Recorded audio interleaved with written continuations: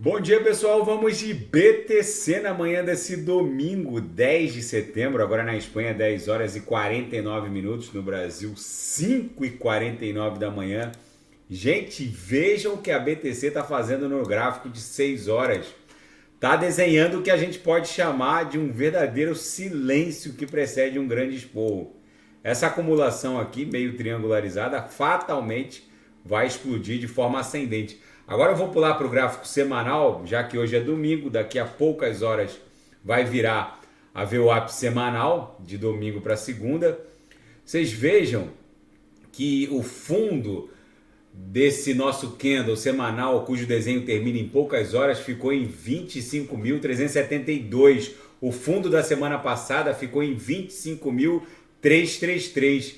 Então tá, eu vou botar aqui num outro gráfico semanal, sem essa canaleta virtual de alta, mas demonstrando que das duas uma, ou a BTC está acumulando numa grande cunha triangularizada, formando fundos ascendentes. O fundo da semana passada ficou em 25.333, o dessa semana em 25.372, segue o padrão de fundos ascendentes, ou ela está acumulando nessa figura triangularizada e a gente vai buscar agora a aresta superior na altura próxima de 30 mil dólares, ou a gente está desenhando uma canaleta virtual de alta. Não importa qual seja a movimentação da BTC, o fato é que a gente vai explodir de forma ascendente. E por que isso, Renato?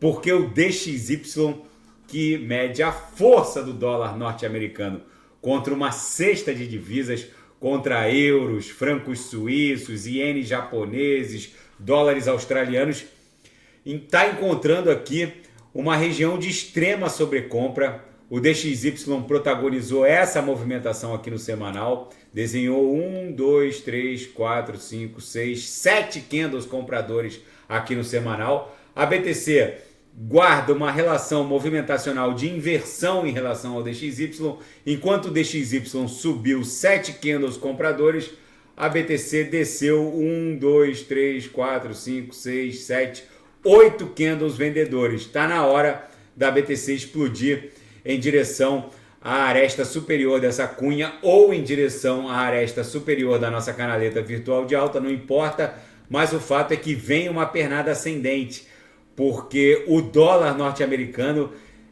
na verdade, está muito sobrecomprado e os bancos centrais dos países que emitem as divisas contra as quais o DXY é calculado também precisam reagir, porque o dólar não pode se valorizar tanto contra outras divisas, fora os problemas próprios do dólar, que já eu vou tratar aqui nesse vídeo.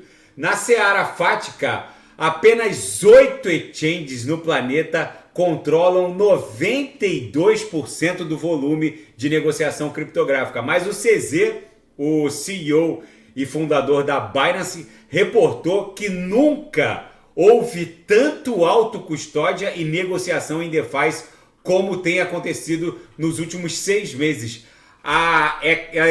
É flagrante a migração de negociação de CeFi em direção a DeFi. Por isso eu reporto aos senhores, DeFi como a Banus.finance, que vai ser seriamente beneficiada pelo terremoto de liquidez que vai ser imposto pela chegada das CBDCs, algo em torno de 15 trilhões de dólares, vai turbinar a liquidez em DeFi como a Banus.finance, e outras DeFi vão ser seriamente beneficiadas. Então eu ouso afirmar, não subestimem essa altcoin. E outra, os devs reportaram que tem novidade em termos de listagem essa semana. Ainda na seara fática, um hacker invadiu a conta do antigo Twitter, a plataforma X do Vitalik Buterin, criou aqui uma notícia falsa de um airdrop.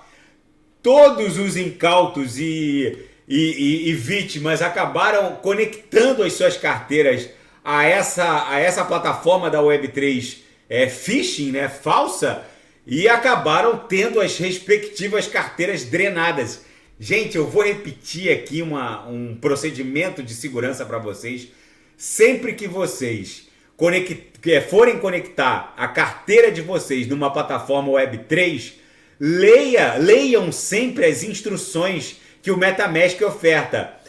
Só deixem conectar as carteiras quando a plataforma Web3 pedir autorização para leitura e início de transação.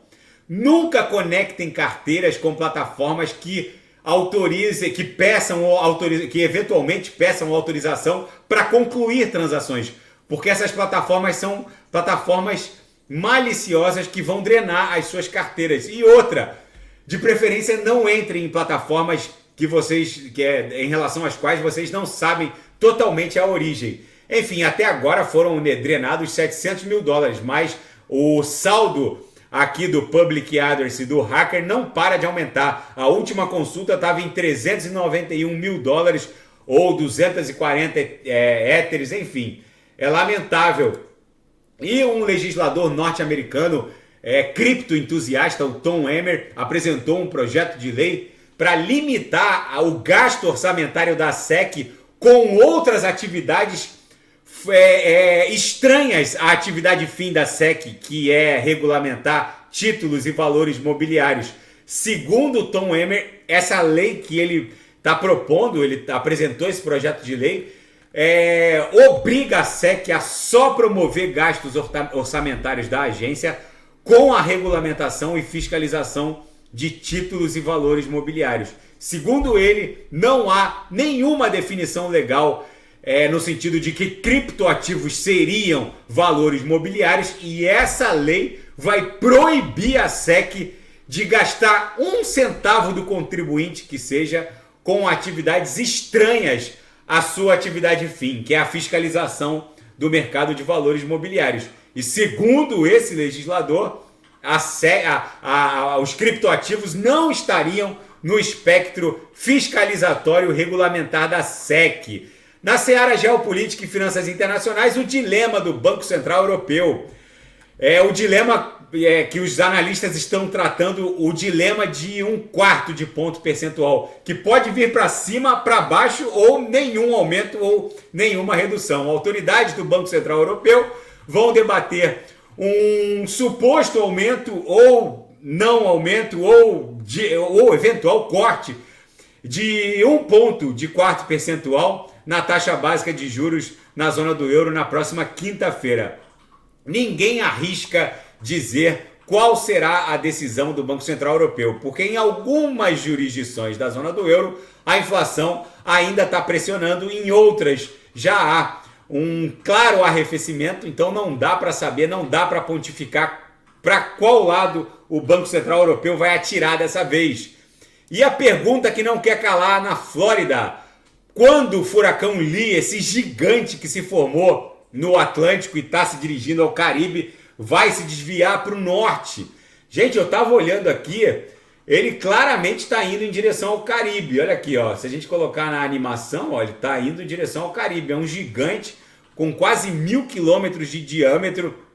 Aqui no Miami Herald tem os prognósticos dos internautas, todo mundo fazendo desenho para ele seguir em direção ao norte e eventualmente perder força nas águas geladas do Atlântico Norte. Mas outros internautas fizeram desenhos aqui caóticos, colocando o furacão em direção ao Golfo do México e para todas as direções. Ou seja, o fato é que é um furacão que está ficando muito perigoso e pode eventualmente causar mais uma catástrofe na Península da Flórida. E um fiasco: a declaração final do G20 omitiu críticas à invasão russa sobre o território ucraniano. E detalhe, as autoridades americanas e o corpo diplomático norte-americano acabou assinando a declaração que omitiu solenemente qualquer crítica à invasão russa sobre o território ucraniano. Segundo o corpo diplomático norte-americano, o texto não afronta nenhuma das políticas norte-americanas em relação à OTAN e em relação à Rússia, mas é uma omissão muito comissiva, por assim dizer. Nunca uma omissão falou tanto e colocou os Estados Unidos numa posição completamente bizarra. Enfim, o fato é que o G20 é composto por vários, inclusive a China, que não mandou o Xi Jinping, mas mandou representantes, que com certeza se negariam a assinar qualquer documento que criticasse expressamente a Rússia. Gente, a BTC aqui no diário segue dando vigência à nossa cunha triangular. No semanal, o nosso fundo segue ascendente em relação ao fundo da semana passada. Na projeção, a nebulosidade esverdeada está ganhando espessura, ou seja, deve vir uma pernada impulsiva para levar a BTC essa semana próximo de 30 mil dólares. Daqui a pouco eu volto, vou fazer ADA, XRP, Atom, Binance Coin, que corrigiu muito. E quem quiser sugerir, é só colocar nas mensagens abaixo. Até daqui a pouco, grande abraço!